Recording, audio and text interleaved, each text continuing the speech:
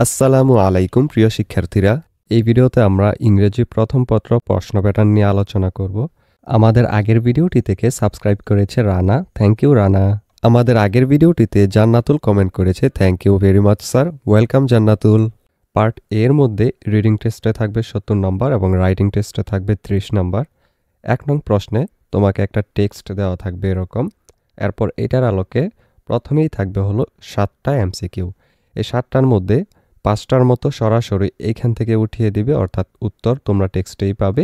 আর বাকি 2টা থাকতে পারে ওয়ার্ড মিনিং, যেমন কোনো একটা ওয়ার্ড দিবে, দিয়ে বলবে যে এটার ক্লোজেস্ট মিনিং বা এটার কাছাকাছি অর্থ করে কোন শব্দ, এরকম থাকবে 2টা। তো তোমরা এটা খুব সহজেই এখান থেকে দিয়ে দিতে পারবে টেক্সটটা যদি ভালো করে পড়ো।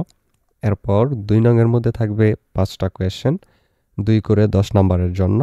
এটার উত্তরও সরাসরি কিন্তু এই টেক্সটের মধ্যেই দেয়া থাকবে। তোমরা যদি টেক্সটটা ভালো করে পড়ো তাহলে এটার উত্তরগুলো দিয়ে দিতে পারবে। এরপর 3 নংয়ের মধ্যে একটা টেক্সট থাকবে এরকম। এরপর এটার আলোকে এখানে 5টা থাকবে খালিঘর। এই 5টা খালিঘরের মধ্যে এই টেক্সটের আলোকে তোমরা নিজেদের মতো করে ওয়ার্ড বসাবে। এরপর 4 এবং 5 নং প্রশ্নের জন্য আরও একটা টেক্সট এখানে থাকবে। এটা অনুযায়ী 4 নংয়ের মধ্যে একটা বক্স থাকবে এরকম। এই বক্সের মধ্যে এই যে টাইম দেখতেছো, টাইম বরাবর যতগুলো খালি ঘর দেখবে ওইখানে যেই কোনো একটা সময় বা সাল উল্লেখ করতে বলা হবে। আর প্লেসের ঘরে যেই কয়টা থাকবে খালি ঘর সেখানে বসবে ওই জায়গাটা যেখানে কোনো একটা ঘটনা ঘটছে। এরপর অ্যাচিভমেন্ট এখানে থাকবে হলো উনি যা কিছু অর্জন করছেন। আর এখানে পার্সন বা ইভেন্ট এখানে যদি কোনো জায়গায় খালি ঘর থাকে তাহলে এখানে কিন্তু কোনো ব্যক্তি অথবা কোনো একটা নির্দিষ্ট ঘটনা বা ইভেন্ট যেটা ওইটা এখানে উঠাবে। এরপর 5 নংয়ের মধ্যে দেখা আছে রাইট আ সামারি, অর্থাৎ সামারি লিখতে হবে। এই সামারিটা তোমরা এই যে এখানে একটা টেক্সট পড়বে ওই টেক্সটের আলোকে 5 লাইন বা 6 লাইনের মধ্যে কিন্তু ছোট করে দিবে, এটা বড় করা যাবে না। এরপর 6 নংয়ে থাকবে কলাম এ বি সি। এটা যত তোমরা অর্থ বুঝবে তত মিলাতে পারবে। তোমাদেরকে এখান থেকে একটা, এখান থেকে একটা এবং এখান থেকে একটা সেন্টেন্স নিয়ে 3টা মিলিয়ে একটা অর্থবোধক সেন্টেন্স তৈরি করতে হবে। এখানে থাকবে 5 নাম্বার। 10 থাকবে হলো এই যে সামারির মধ্যে। এরপর 7 নাম্বার হলো রিঅ্যারেঞ্জ। এখানে তোমাকে কোনো একটা গল্প অথবা কোনো একজন ব্যক্তির জীবনী দেয়া হবে। লাইনগুলো থাকবে এলোমেলো, সেগুলোকে তোমাকে সাজিয়ে লিখতে হবে। যদি কোনো গল্প থাকে সেটা তোমরা অর্থ মিলিয়ে সেটাকে লিখবে ধারাবাহিকভাবে।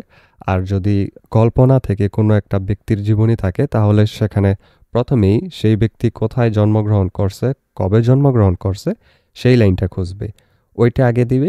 এরপর তার বাবা-মা নিয়ে যদি কোনো লেখা থাকে, তার বাবার নামে এইটা, তার মার নামে এইটা, তখন ওইটা দিবে হলো তার নামের পরে। এরপরে হলো তার পড়ালেখার যেই সময়টা, তার স্কুল জীবন। এরপর দিবে হলো তার কাজের ক্ষেত্র, সে কি কাজ করছে।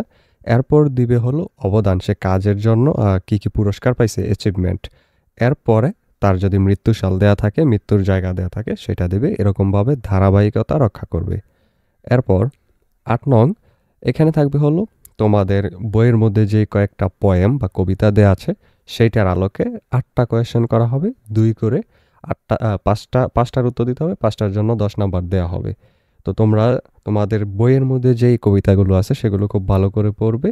সেগুলোর থিমগুলো তোমাদের গাইড থেকে ভালো করে পড়বে। তাহলে এখানে যে কোয়েশ্চেনগুলো সেগুলোর উত্তর দিতে পারবে। এবং তোমাদের গাইডের মধ্যে কিন্তু থিমের আলোকে ওইখানে অনেকগুলো প্রশ্ন দেয়া আছে। ওই প্রশ্নগুলো সেখান থেকে পড়ে নিবে, তাহলে এগুলোর উত্তর দিতে পারবে।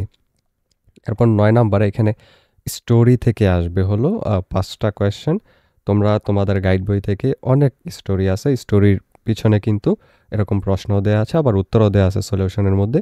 সেগুলো খুব ভালো করে কয়েকটা পড়ো, তাহলে সেখান থেকে ওইগুলো পড়লে এই 5টায় 10 নাম্বার, 10 নাম্বার এখানে উঠানো সহজ হয়ে যাবে। এরপর পার্ট বি এর মধ্যে থাকতেছে রাইটিং টেস্ট। এখানে 30 নাম্বারের জন্য থাকবে।